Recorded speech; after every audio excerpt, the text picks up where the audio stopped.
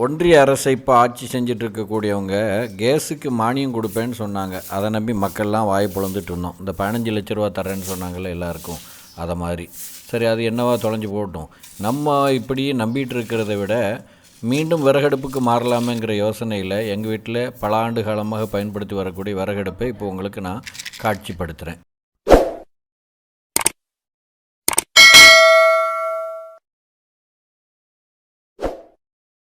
எங்கள் வீட்டு விறகடுப்பு இருக்கிற பகுதியில் நிறைய கூளங்குப்பைகள் இருக்கும். அந்த கூளங்குப்பையெல்லாம் அப்படி சேர்த்து தனியாக வச்சிடுவோம்.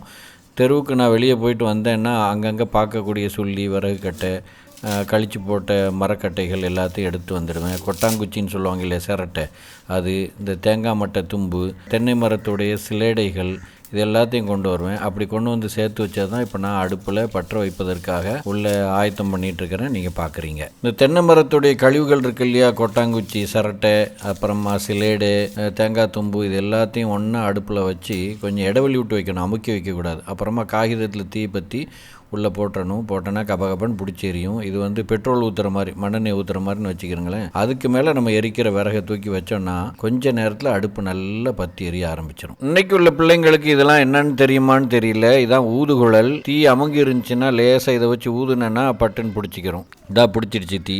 இது இந்த தென்னை மரத்தில் தேங்காயை தாங்கிட்டு நிற்கும் இல்லையா, அந்த கொலை, அதுவும் நல்லா எரியும். விறகு வச்சாச்சு. ஏற்கனவே கொட்டாங்குச்சி எரியுது, தென்னை மரத்துடைய கழிவுகள் அவ்வளோ எரியுது. அதெல்லாம் கபகபன்னு எரியிற இடத்துல அந்த விறகை வச்ச உடனே அதுவும் சேர்ந்து நல்லா பிடிச்சி எரிய ஆரம்பிச்சிடும். விறகை எடுத்தடுப்புலேயே வச்சோன்னா எரியாது. இதை வந்து நம்ம என்ன பண்ணணும்னா, ஏற்கனவே இருக்கக்கூடிய தேங்காய் நார் கழிவுகளோட சேர்த்து வச்சு அதை எரிய விட்டுட்டு அதுக்கு மேலே இதை வைக்கும்போது நல்லா பிடிச்சி எரியும். கவலைப்படவே தேவையில்லை. இன்னொரு பக்கம் மிக்சியில் அரைக்கிறதுக்காக இஞ்சி வெள்ளைப்பூடு ஆயத்தமாகிட்டு இருக்குது. என் மக்கள் ரெடி பண்ணிட்டு இருக்கிறாங்க. அதுபோல் தேங்காயை துண்டு துண்டாக்கி மிக்சியில் போட்டு அதை ஒரு பக்கமாக பால் பிழிஞ்சிட்டு இருக்கிறாங்க.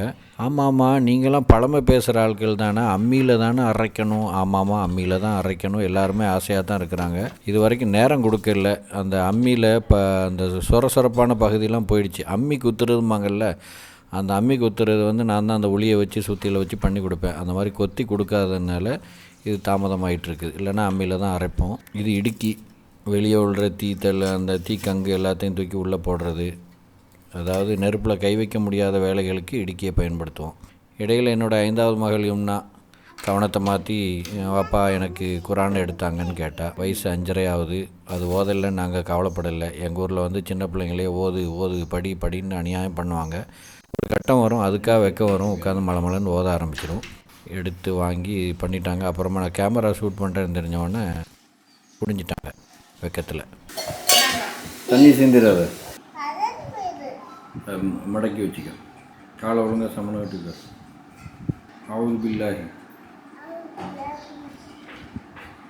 ஷைத்தானிர் ரஜீம். அவ்வளோதான் அம்மாவுடைய ஓதல். அதுக்கு மேலே ஆளை இழுக்க முடியல.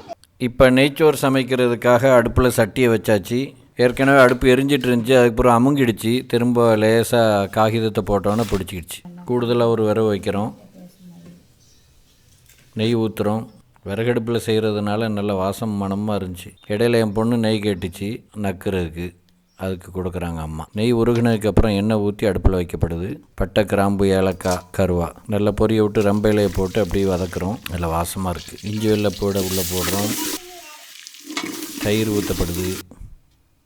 அம்மா, தயிர் நீங்கள் பசுமாடு வளர்த்து பால் எடுத்து உரை வைத்து தயிர் ஆக்குவீங்களே, ஏன் பாக்கெட் வாங்குறீங்கன்னு கேட்கலாம். ஆசைதான், இடமில்லையே மாடு வளர்க்க, என்ன செய்வது? எல்லா தோட்டங்களையும் இடித்து வீடுகளாக்கி விட்டோம்.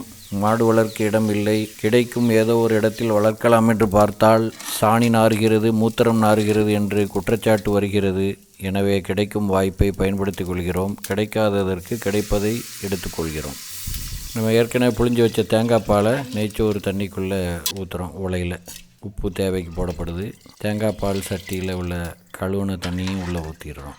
எல்லாம் கலக்கி விட்டு கொதிக்க விட்டோம். இந்த விறகுன்றேன் இல்லையா, எங்கெங்கே போகிறேனோ கிடைக்கிற விறகுலாம் எடுப்பேன். இது எங்கள் வீட்டில் கோழி வளர்க்காததுனால சும்மா கிடக்குது. இப்போ அதுதான் ஒரு நாளைக்கு ஒரு துண்டு விறகுக்கு பயன்பட்டுருக்கு. இது எலுமிச்சை மரம், மல்லிகைப்பூ, அப்புறமா முருங்கை, நாவல் பழம் மரம் நிற்குது. மறுபக்கம் என் மகள் வீட்டில் அவளுக்கு செஞ்சு கொடுத்துருக்கக்கூடிய கரும்பலகையில் என்னவோ எழுதிட்டு.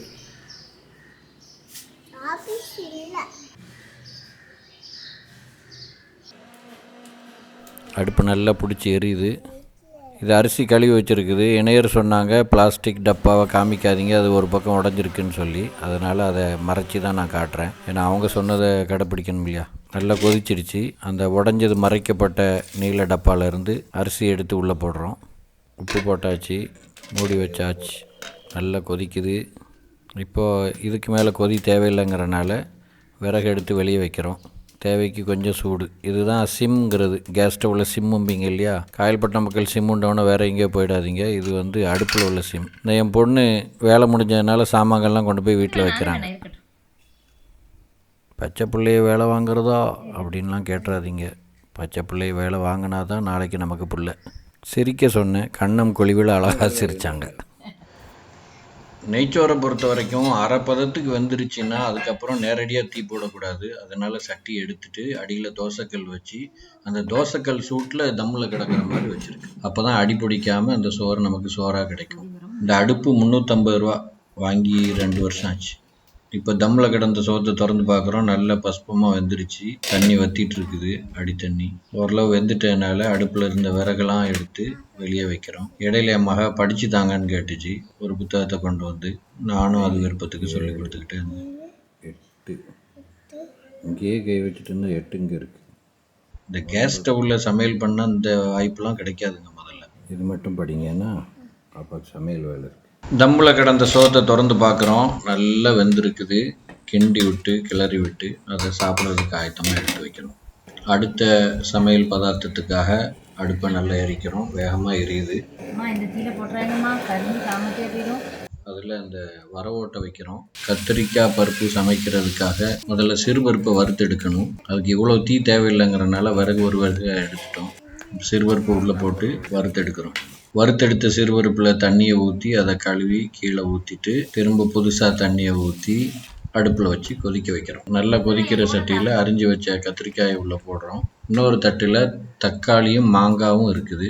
அது ரெண்டையும் உள்ளே போட்டு சேர்த்து கொதிக்க விடுறோம். சட்டியில் இடம் காணல, யோசனை இல்லாமல் இந்த சட்டியை வச்சாச்சு. அதனால் வீட்டில் இருக்கிற அகண்ட இட்லி சட்டியை வச்சு மறுபடியும் அந்த சாமான்கள் அவ்வளோத்தையும் உள்ளே போட்டு கொதிக்க வைக்கிறோம். இவர் தான் சமையல் பண்ணுற ராஜா. சொந்தமாக ஒன்றும் தெரியாது. ஆனால் ஒன்று ருசியாக ஆக்கி வச்சுருந்தா உப்பு நல்லா பார்ப்பார். யாரும் சொல்லக்கூட தேவையில்லை. அரிஞ்சு வச்ச வெங்காயத்தை சட்டியில் போடுறோம். அடுப்பு எவ்வளோ கொழுந்து விட்டு எரியுது பாருங்கள். இப்போ கொஞ்சம் நேரம் கழித்து எடுத்து பார்த்தா நல்லா கொதிக்குது. சிறுபருப்பு நல்லா மசிஞ்சிடுச்சான்னு நசுக்கி பார்த்தா தெரியும். நசுக்கும் போது அது பொடியாச்சுன்னா மசிஞ்சிடுச்சின்னு அர்த்தம், அப்படின்னா வெந்துருச்சுன்னு அர்த்தம். இப்போ அதில் மஞ்சத்தூள், மீண்டும் சொல்கிறேன் சமையல் குறிப்பு இல்லை இது, மஞ்சத்தூள் மசாலா தூள்லாம் போடுறோம். எவ்வளோ அளவு, வேறு என்ன தூள் எதுவுமே எனக்கு தெரியாது. இது ஏதோ ஒரு தூள், அதையும் போடுறோம்.